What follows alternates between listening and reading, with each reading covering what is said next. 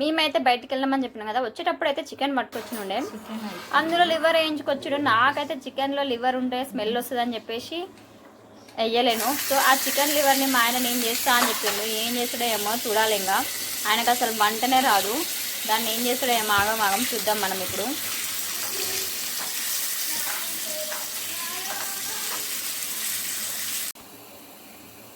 రాక చికెన్లో కొంచెం అట్లే ఉంటుంది, క్లాత్ పట్టుకోవాలని కూడా తెలియదు. ఆయన ఉప్పు కారం వేస్తాయి ఇక మరి.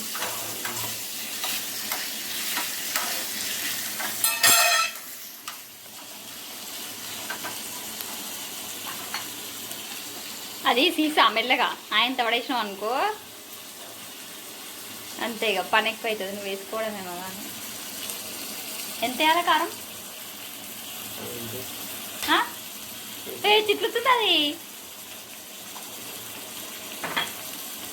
అల్లం కడిగారా? ఫ్రిడ్జ్లో ఉంటుంది.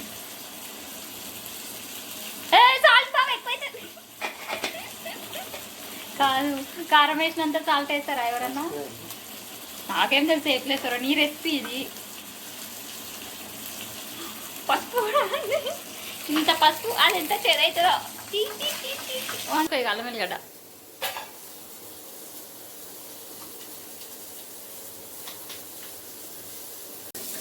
ఉప్పు కారం వేసినాం కదా, అల్లం వెల్లిగడ్డ వేసుకున్నాం. సో కర్రీ ఇది నువ్వు తప్ప ఎవరు తిన్నారు బా?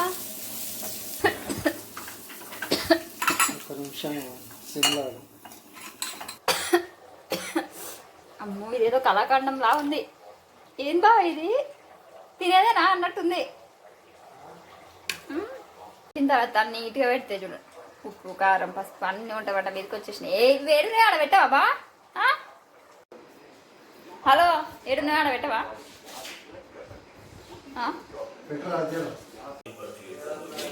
ఇదేమో నేను చేసిన చికెన్ అయితే మస్తు సాఫ్ట్గా స్పైసీగా అయింది. ఇంకా మా ఆయన చేసిన కళాఖండం అయితే నేను టేస్ట్ చేయలేదు.